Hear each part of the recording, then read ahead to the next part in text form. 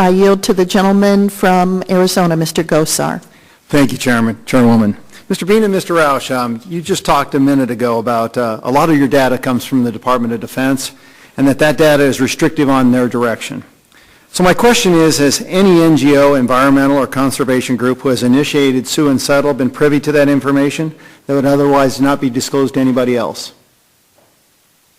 Not to my knowledge, sir. No. Mr. Roush? No, not to my knowledge. Mr. Ramey, are you familiar with anything? No, I'm not. Would you go back, and I would like all the members of this panel to come back and answer that post-operatively. I'm a dentist, so if I speak in medical terms, I'd like to have a conversation in regards to that, because I actually think there is. So, Mr. Bean, last month, the Fish and Wildlife Service designated over 700,000 acres of land in southern Arizona as critical habitat. And you're going to see where this question came about in regards to the rarely present jaguar. I think DOD has a big overlap with that aspect. Game and Fish Assistant Director for Wildlife Management, Jim DeVos, stated at the time, "I find it difficult to justify designating critical habitat for a species that's so rarely found in Arizona. And looking at the available data on the presence of jaguars, there has been no documentation of a female jaguar in Arizona for nearly a century." You would agree? I don't have any independent knowledge, sir. I'm sorry. Okay.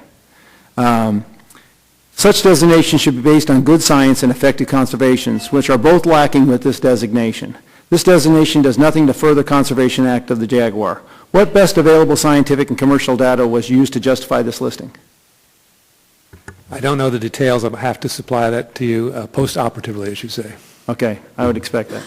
Mr. Bean, last night the Fish and Wildlife Service announced that they were reopening the comment period designating a critical habitat for the New Mexico meadow jumping mouse, commonly known as Whitram Winkle the sleeping mouse. This proposed rule seeks to stifle economic development, harm grazing on over 15,000 acres in New Mexico, Colorado, and my home state of Arizona. Wild Earth Guardians report that this rodent typically hibernates for 10 months out of the year. Environmental groups have been pushing for this designation since 2007. Is your agency pushing for the designation of critical habitat for the sleepy mouse based on actual science or to appease an extremist groups that are threatening lawsuits? Let me answer that this way, sir. I don't know the facts of this particular instance, but I can assure you that in no instance is the Fish and Wildlife Service proposing critical habitat to appease the interests of extremist groups. I can assure you of that. So we'd like to have a review on sue and settle. So we'd like, once again, going back to the sue and settle aspect and privy documentation. Dr. Ramey, can you provide examples of where data sharing has been beneficial for species conservation and examples of where it is needed? Certainly the Delta smelt case is probably the first and foremost in my mind, because we just published on that about a year ago. Identifying the threats is extremely important to allocating conservation efforts. On the boreal toad, there was we were able to obtain data on the genetics and the distinctiveness of the various groups, and we found large amounts of missing data in the data sets, and the lines were basically arbitrarily drawn around those groups. And so that independent reevaluation allows for a refocusing of research needs and conservation effort.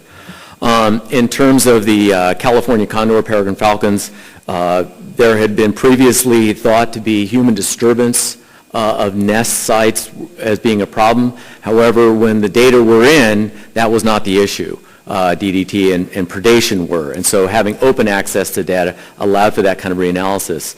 Like I said, the greater sage grouse is an example where it's sorely needed. I mean, we don't have the basis of the data that was cited 64 times in the 2010 listing decision. On the Gunnison sage grouse, there's no measurement data, there's no color data. The supposed historic range is entirely based upon speculation, no data.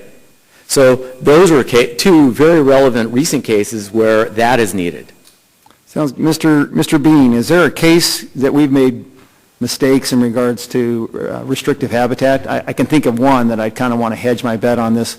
That would be the spotted owl, Mexican spotted owl. I'm sorry, sir, I didn't hear your question. Have we made mistakes in regards to habitat restrictions in regards to endangered species? The Fish and Wildlife Service has on occasion delisted species that it originally listed on the basis of error, taxonomic error, or other informational defects. There are relatively few of those, but yes, there have been some of those. Mexican spotted owl would actually be one of those, wouldn't it be? Because we have an overgrowth of timber, and Mexican spotted owls really don't like that, do they? I'm sorry, sir, I don't have the facts I about think it Mexican spotted owl. proliferates the common barn owl.